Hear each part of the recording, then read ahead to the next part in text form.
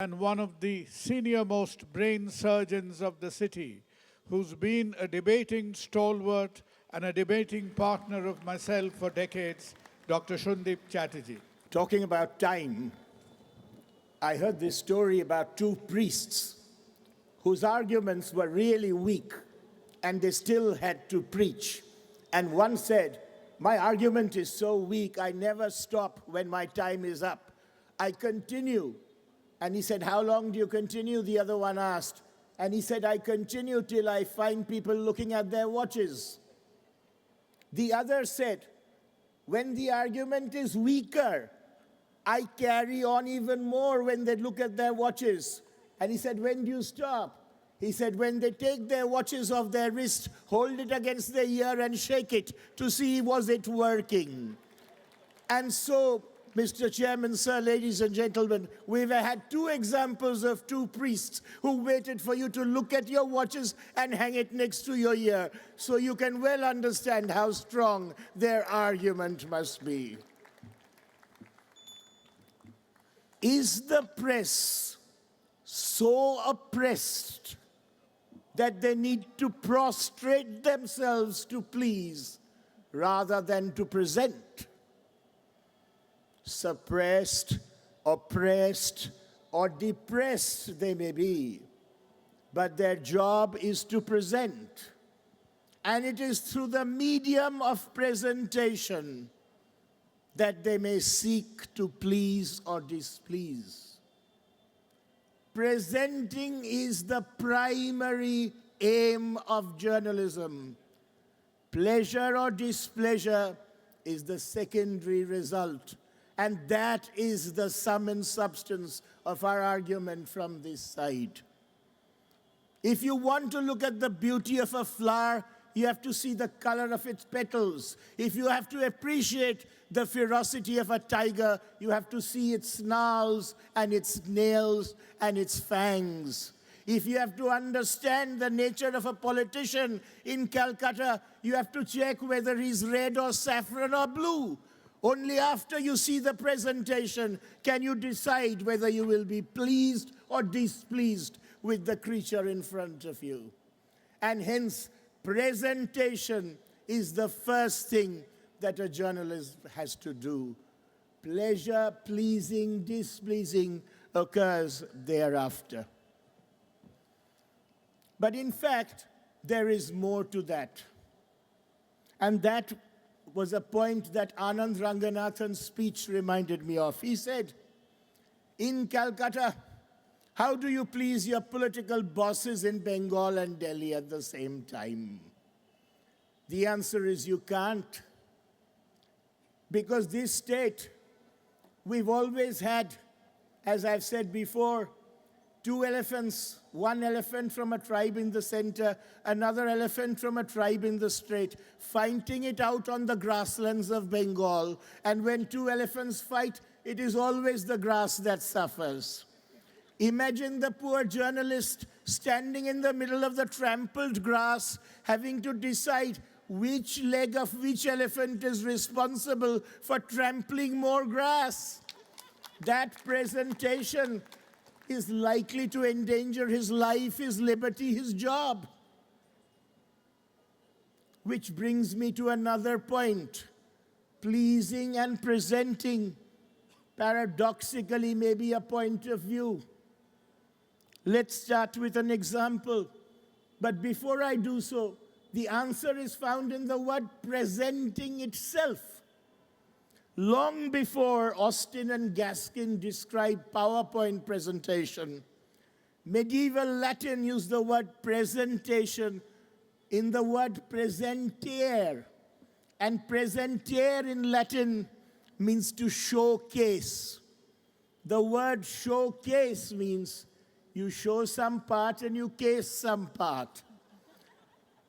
Therefore, every presentation has a personal bias. And when we talk about presentations, every presentation by every journalist is clothed in personal bias. Do not think, like the members of the other side have been trying to tell you, that there is objectivity in journalistic presentation. To my mind, the last time an objective presentation was made in this country was when Sanjay described the war to Dhritarashtra. There has never been objective presentation by anybody after that. James Augustus Hickey was the second person to try it in the soils of Bengal in 1780, when he started the Bengal Gazette, the first newspaper in this country. And he said, all reporting will be objective, no subjective reporting. They started reporting the truth against the British. In 2 years' time, the office was burned down close and the paper packed off. That's the trade-off and the conflict between principles and practice of journalism. And I will remind you of that. But coming back to the paradox of presenting and pleasing being two sides of the same coin, let's look at an example. Here in Bengal, a Trinamool leader of the panchayat is found dead outside his home, lying in a pool of blood. What would a narrative be? The narrative would be a panchayat leader of the Trinamool was found dead outside his home, lying in a pool of blood. The cause is being investigated. It always makes me intrigued that the police take a few months to find out who the murderer is.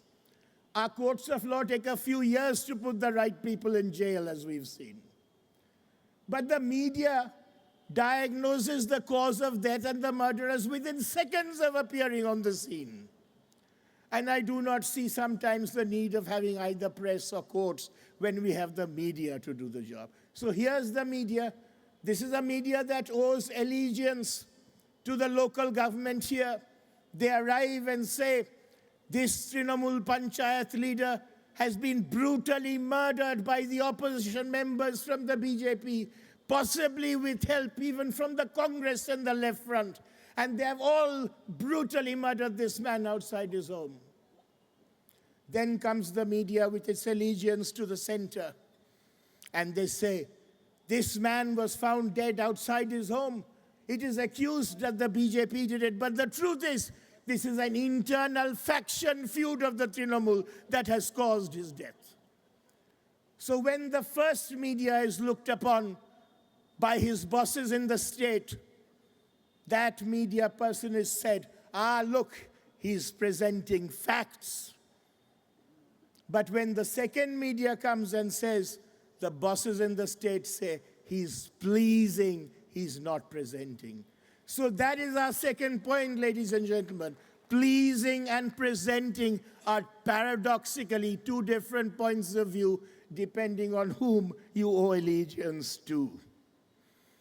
In fact, I have to at this time point out the Right Honorable Mr. Saket, who talked about the role of the media and offered kudos to the Telegraph, thus proving the very point that journalism in the Telegraph and other newspapers actually present, they do not please. Thank you for making the point from our side.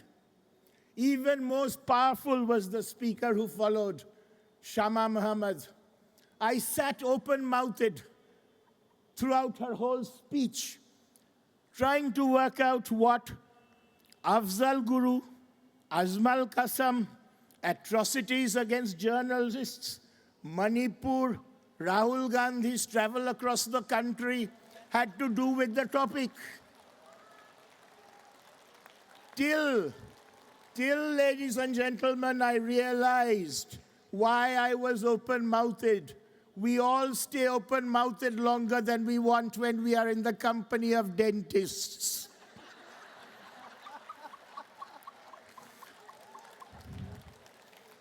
In fact, Mr. Chairman, sir, so used to have we become to the idea of having news that is not objective, that we have coined a term called fake news. How can a news be fake? It's an oxymoron. It's like talking about a satanic god or a poison delicacy or a sinful member of the Calcutta Club. You can look for one, you'll never spot one.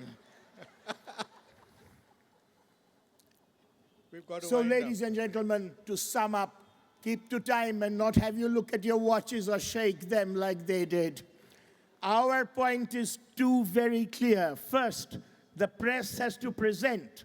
That is the primary job. The presentation can please some and displease some. They do not please or displease first. They present first.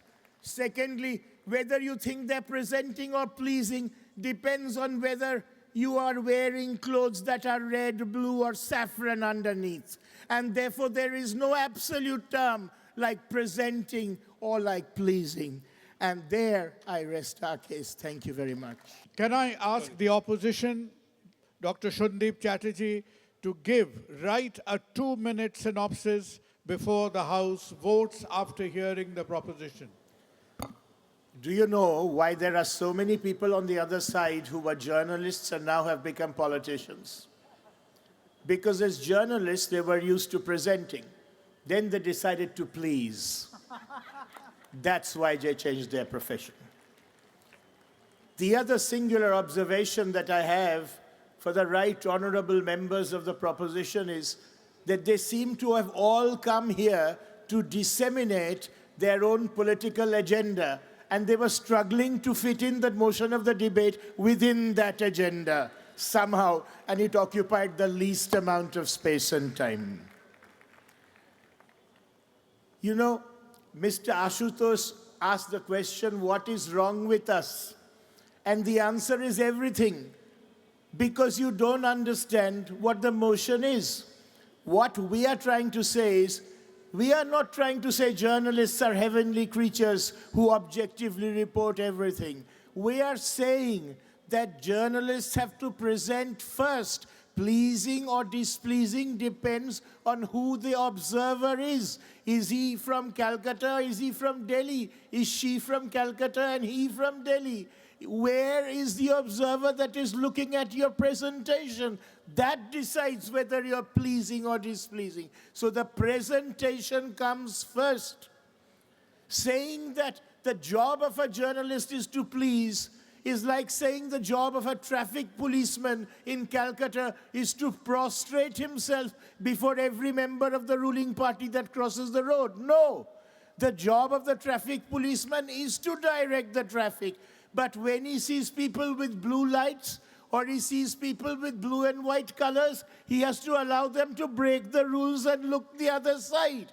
That is the difference between presentation and pleasing. For a journalist, his job is important. Remember, there is no job security. This insecurity he suffers from makes him present with a bias, because he has to remember he has to keep his job. And remember those words. It is impossible to make a man understand something really simple if his monthly salary depends on not understanding it. Sandip, So well in done. We have to. conclusion, Mr. Chairman, sir, our point is to, number one, presentation precedes pleasing or displeasing. And presentation and pleasing are very fluid terms. You cannot treat them absolutely. You had 7 people raise your hands for us. Sandip, Remember, we have to. there are 7 colors in the rainbow, 7 seas, 7 continents, 7 wonders of the world. And the next wonder will be that these 7 will be 70 in the next few seconds. Thank you.